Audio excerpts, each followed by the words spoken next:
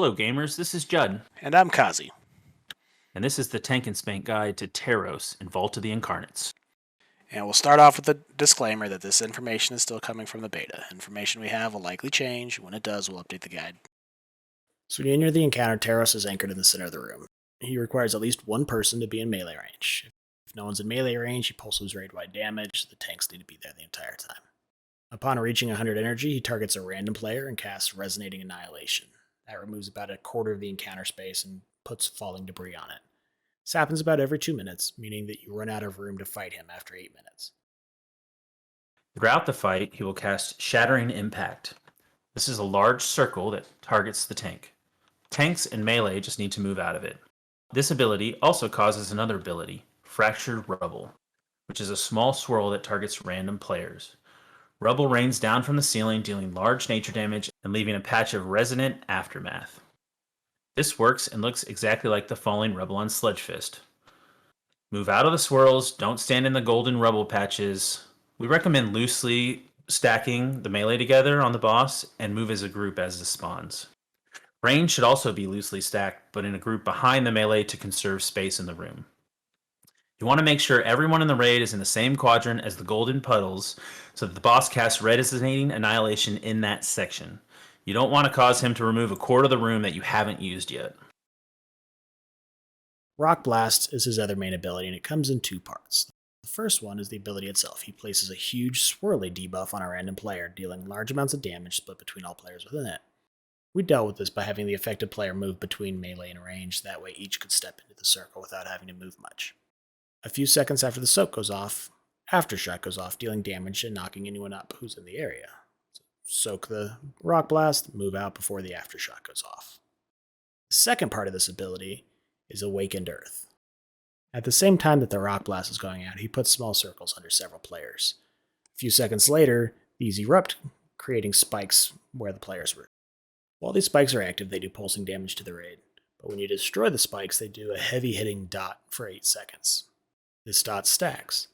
So the idea is to destroy a couple of these spikes at a time to keep the healing manageable. The way that you destroy these spikes is with the tank ability, Concussive Slam. Concussive Slam sends out a narrow beam on the current tank. The beam hits and destroys any spikes that it touches, and also does significant damage to anyone that it gets hit. The beam leaves a debuff on the tank, so swap after 2 stacks. When the boss casts Resonating Annihilation, where he removes a quarter of the room, he also destroys any spikes that are left in the area, so that prevents you from just keeping those spikes up the entire fight. So that's pretty much the fight. So I think overall we enjoy these boss fights where it's, the boss in the middle of the room, kind of the Croesus-esque fight, if you will, where the boss is in the middle of the room, and a big part of the encounter is efficiently using that space in the area before you completely run out of room and you just fall over. So I think we both kind of enjoy those types of fights. I think this was an interesting take on it. I also felt like I was back on Halandris as a tank, where I was spending half of the time looking behind me trying to figure out what I was going to hit with a beam. So I don't know that that was my favorite aspect of this fight. But I do think overall that the fight played out really smoothly and was enjoyable. Yeah, we mentioned the Halandris flashbacks during testing there. That really is the same mechanic. Use beam to clear something, clear a shield. This time it's clearing the spikes. I will say that during the testing, we probably weren't as coordinated as I would hope that you would need to be in order to kill this boss on live. They definitely need to tune it because they need to tune it a little bit higher. It was tuned better than the first boss. We were actually feeling the damage, and we did have a wipe when we were trying to kind of coordinate and figure out what we were doing. I agree that the damage on the spikes felt a little bit underwhelming here. We were able to take all 4 spikes with 1 explosion, and that dot wasn't oppressive. So I'd like to see that if it gets to live, that the tuning would be that you can't blow up more than 2, maybe 3, unless you're like bursting all of your healing cooldowns together one of the times to make it work. It should be something where you have to stagger those, otherwise the dot will be too much. That seems to be the intent, but that wasn't necessarily how it was playing out on the beta today.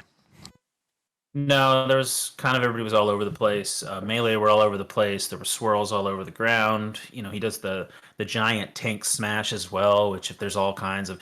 I think I got hit by that once because I was right in between 2 spikes that had just shot up at the same time. And that's the other thing. All these abilities kind of overlap.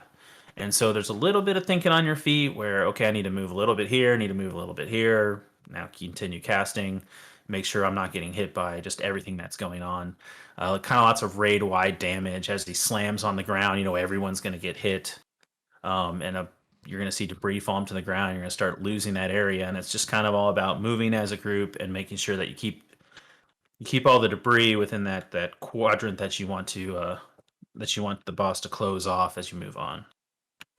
Yeah, and aesthetic kind of with the aesthetics and kind of the looks of it, the wasn't quite as smooth as the first boss. I would say something like the beam that the tank beam is taking seemed to be several pixels larger than it actually was. So it was clipping spikes further out than you would expect. It was also clipping players a little bit wider than the indicator was looking like. So hopefully that's the kind of thing that comes through in the testing, and hopefully they get the indicator a little bit more accurate for that. As far as the way the room looked, honestly, this one was a little more bland than the first one. Not as much color. It's just kind of a rocky terrain. Golden patches put out. It's like brown on gold. I just didn't find the boss model all that impressive either, honestly. It just kind of Yeah. looked like a skinny stick figure coming up out of the Right. ground. I need something more menacing like a There- Croesus. Croesus was badass. He shot beams, they had elementals. He just knock off a bridge, no problem. This guy doesn't do any of that. He just slams the ground and throws a big tantrum. And, Terros just looks like he missed leg day. That's yeah, what it well, looks like. yeah. That's all the new bosses that Blizzard put out. None of them do leg day. Yep. Gotta get to the gym, kids. Again, thank you for joining us today. This was another boss video from Tank and Spank Gaming. We'll continue to knock out videos on all the bosses as we test them. We've also got the videos on the different tanks, both in Mythic Plus and in Raid, that we'll be putting out over the next couple weeks. So if you would be so kind as to leave us a like and subscribe to the channel for more content, we appreciate it.